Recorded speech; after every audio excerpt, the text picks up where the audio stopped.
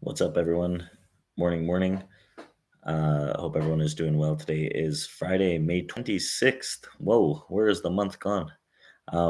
End of May coming up here. We're going into a long weekend. We have Memorial Day on Monday in America. So, my fellow Americans, I hope you have a good long weekend. Meaning that the markets are going to be open only for 4 days next week. And today we're wrapping up the week. So, hope everyone has a good long weekend. Maybe a lot of people are already on their way, but today we're going to be talking about a few different things, right? We're going to be going debt talks, looking at the trading plan for the day, seeing how we can set up some areas, some levels, and more. So, debt talks, they appear to be ending fairly soon, right? Based on reports that the potential deal would raise the US government debt ceiling of $31.4 trillion dollars and limit spending on most items for 2 years. So a deal is expected to be hammered out by today afternoon. We'll keep an eye on that, right? Markets are going to probably react on some kind of solidified deal. And the US Representative Kevin Hearn, who leads the largest Republican caucus, said that, quote, Republican negotiations have reportedly agreed for a smaller 3% increase in defense spending. Non defense discretionary spending is expected to be maintained at current levels, and the White House is said to be mulling scaling back on increased funding for the Internal Revenue Service, cutting $10 billion from an $80 billion budget increase for agencies that was planned under the Inflation Reduction Act to target wealthy individuals. White House and Republican debt limit proposals now differ by around $70 billion on discretionary spending. So there's a contingency plan as well. The Biden administration is looking at a contingency plan that was created after the 2011 debt ceiling impasse. Under the plan, that Federal Reserve agencies would submit payments to the Treasury no sooner than the day before they're due. So, by contrast, under the current system, payment files may be submitted well before their due dates. If the Treasury doesn't have enough funds to make the full day's worth of payments, it would likely delay paying until it does. So, the Treasury has been, preparing for possibly delaying some payments after June 1st. So we're going to see how that shapes up. It's just been a limbo. Markets haven't necessarily reacted so aggressively to it. Like I said, over the past few days, there's just continued contested fear mongering that's coming out of this, and that is propelling absolutely no real volatility in the market. But a lot of people are looking at this as a potential massive downturn. So we'll see how that kind of shapes up. But what we do need to know is that there is a concrete deal in play that's going to allow us to um, really have an understanding of what is going on. So we also want to take a look at some inflows because this year, market wise, right, big money hasn't necessarily been active as a super big player in a lot of the inflows in this recent rally, right? So I'm going to be talking about ETFs mainly.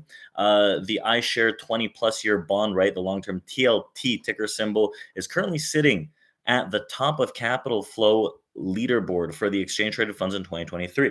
Interestingly enough, I am looking at TLT for potential longs in bonds because there's a massive divergence between TLT and triple Qs, for example, which usually go lockstep. Now, I don't necessarily see the triple Qs, the big tech sector, getting a massive beatdown after we've seen strong rallies and inflows in big tech names. So that would lead me to believe that there could be some kind of bid in bonds.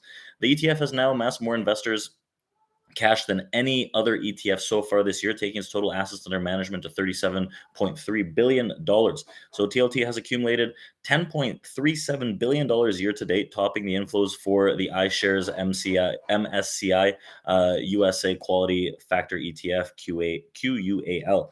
Vanguard ETF, VOO, and JP Morgan's Equity Premium Income Fund ETF, JEPI, which yields about 10 to 11% dividend, interestingly enough, which has been the second, third, and fourth most significant inflows in 2023.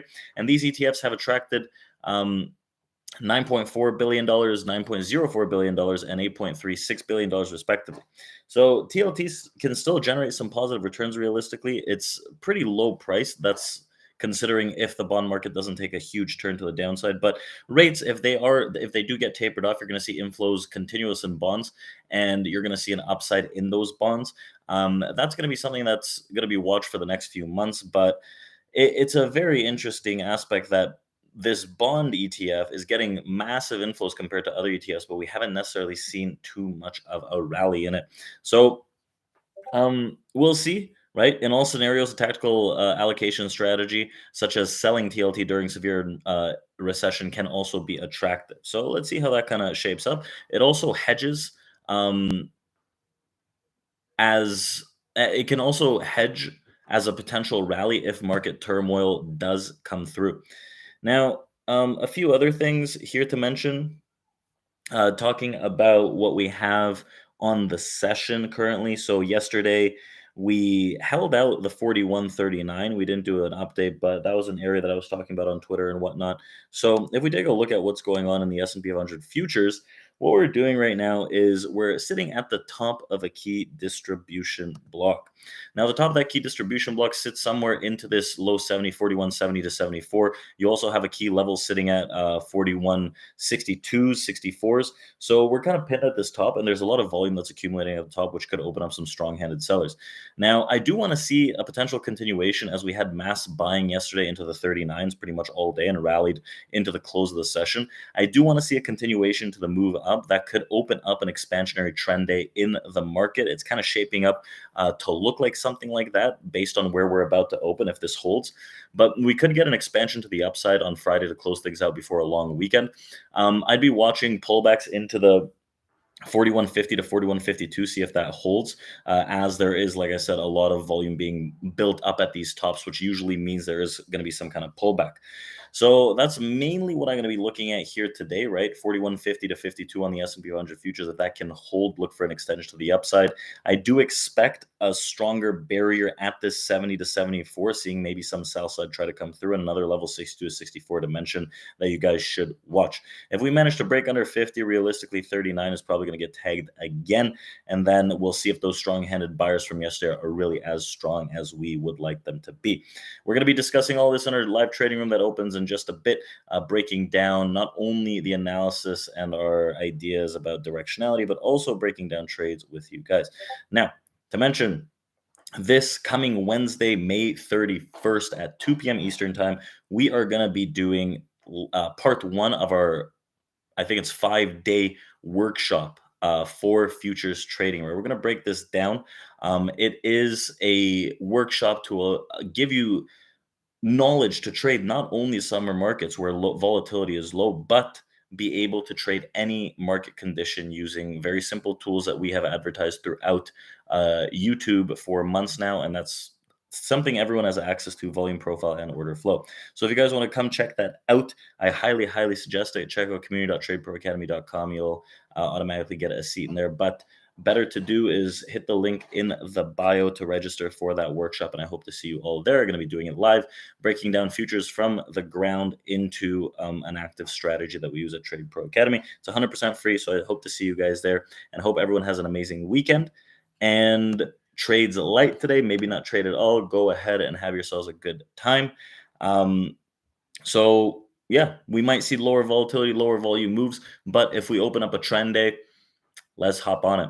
So I hope to see you guys at that workshop. I'll see you guys on Tuesday, and take care, everyone. Hope everyone has an amazing long weekend.